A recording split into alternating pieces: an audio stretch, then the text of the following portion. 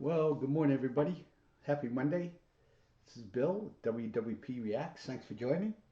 Uh, oh, I'm a retired United States Army officer, and I like to I want to give you some global perspectives on what's going on in the world right now. What a crazy world it is.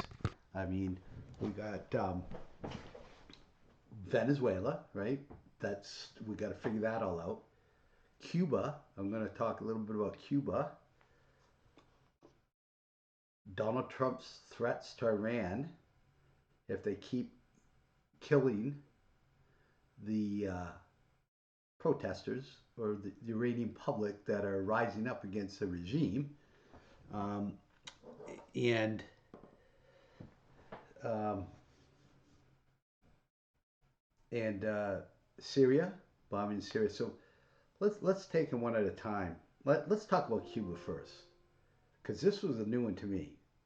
Um, I wasn't tracking this, and I don't know why I wasn't. I should have been because of the connection between Venezuela, Maduro, and Cuba. Um, Big connection there, and so let's look at what's going on with Cuba. Right.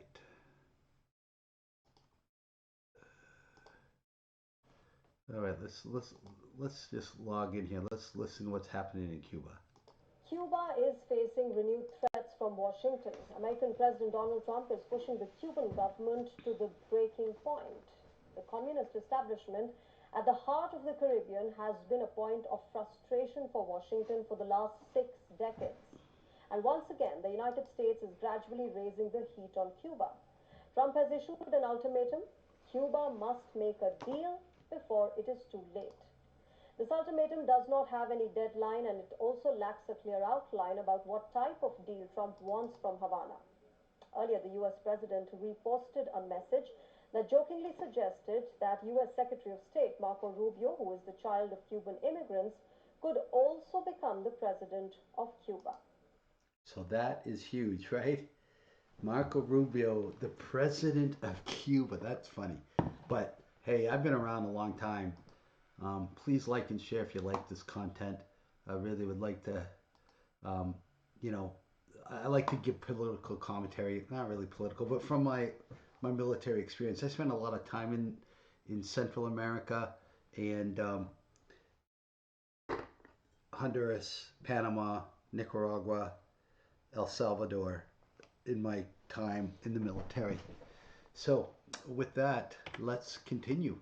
And please comment, like, and subscribe. But I mean, he's half joking and being, but hey, I remember as a kid. As a kid, of course, I was a little too young for the Bay of Pigs crisis, but I mean, Cuba was always in the news. Russia was always in the news. Cold War, when I was in my early years that I can remember. Um, and Cuba was always at the center of it. Threats from Washington have drawn an angry retort from Havana. President Miguel Diaz-Canel has said that no one would tell his country what to do.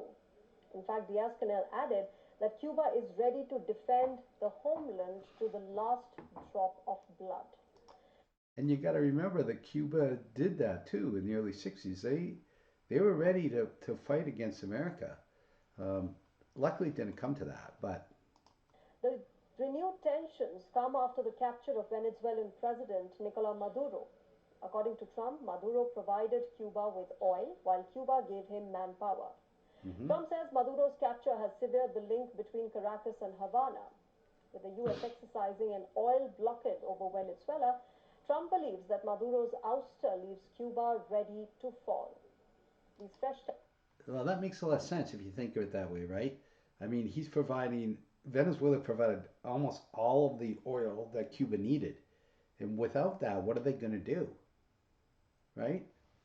How's their economy going to, they don't really have much of an economy. tensions between Washington and Havana revive memories of an old crisis.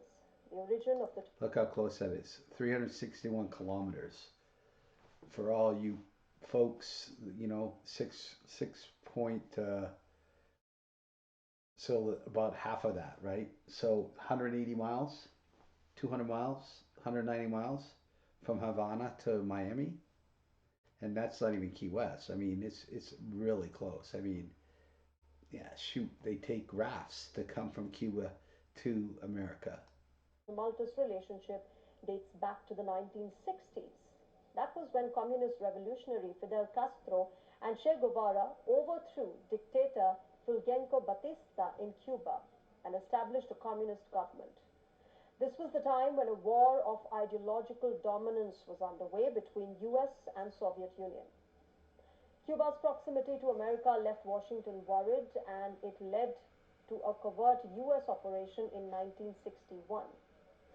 In fact, Cuba was close to the Soviet Union.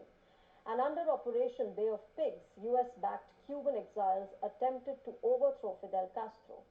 But the operation resulted in a humiliating defeat for the Americans. And a year later came the infamous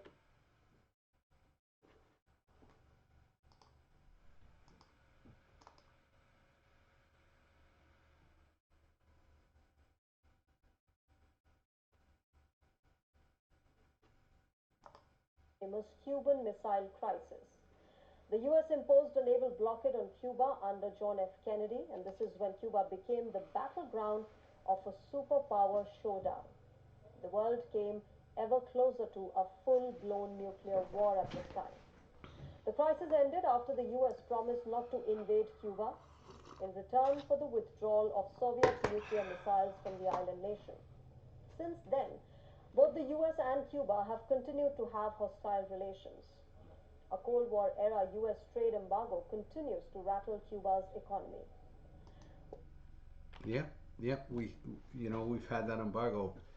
Lots going on. There's a lot of other good things in here. The how Cubans look at in general what's going on. And one mother was talking about how her children get medical stuff from Venezuela. How's that going to impact her two little girls? All right, so let's move on to the Iran US Israel stuff. Trump, as you know, is saying, "Hey, you keep killing your people, we're gonna come at you." And then, of course, Iran's saying that they'll strike back at Israel. So Israel's getting prepared for civil war. I mean, not civil war. They're getting prepared for war. They're getting, you know, Netanyahu said, "Hey, we're there. We're gonna support the Iranian people so that Persia and Israel can get back to the dominance they once had in the region." So strong. So I mean, if they did Because it's that, really not a Muslim it country, would be right? met with a Iran's not a Muslim very country; it's a powerful Persian response. country. Iran's parliament speaker just issued a stark warning, calling U.S. and Israeli bases legitimate targets if Trump orders strikes over the ongoing protests. In the event of an attack on Iran, both the occupied territory and all American military centers, bases, and ships in the region will be our legitimate targets, Mohammad Bagher Khalibaf said Sunday. He added, they won't wait for an actual strike, but will act on any signs of threat. This comes after Iran's top military official threatened a preemptive hit last week over Trump's rhetoric, and Ayatollah Khamenei suggested Trump himself could be overthrown if he intervenes. Trump's been briefed on strike options but hasn't decided yet. He's And Trump, they're drawing up all kinds of plans. You know that. I mean, they've been drawing up plans for this probably since the big bomb strike we did to stop their nuclear stuff a few months ago. Um, because they could see this coming, right? I mean, I'm sure Mossad is on the ground in Iran. We have CIA on the ground in Iran. We probably have special operators on the ground in Iran. So this is going to be an interesting thing coming up. Um, I mean, just look at the millions of people out there all over the country. This isn't regionalized. So, what do you all think? I'd love to see it in your comments. Uh, talk about this stuff. But from where I sit as a retired Army officer, I know my operations plans are thinking. Right, I'm ready to go. I have a plan. I probably have three plans. And they are probably being presented at the highest level in our government right now to be blessed and ready to go when the commander in chief says. So here we go again. We're going to have regime change. We're going to have regime change in Cuba, maybe, in Iran, and Venezuela, and Syria. I mean, it is all over the place, people. President Trump is making America strong again. Thank you all. Have a fantastic day. Uh, like and subscribe again, you know. And hey, I don't have a make me a coffee button or buy me a coffee button or anything like that. I just like to share this information, um, and come back for more. We'll talk some more.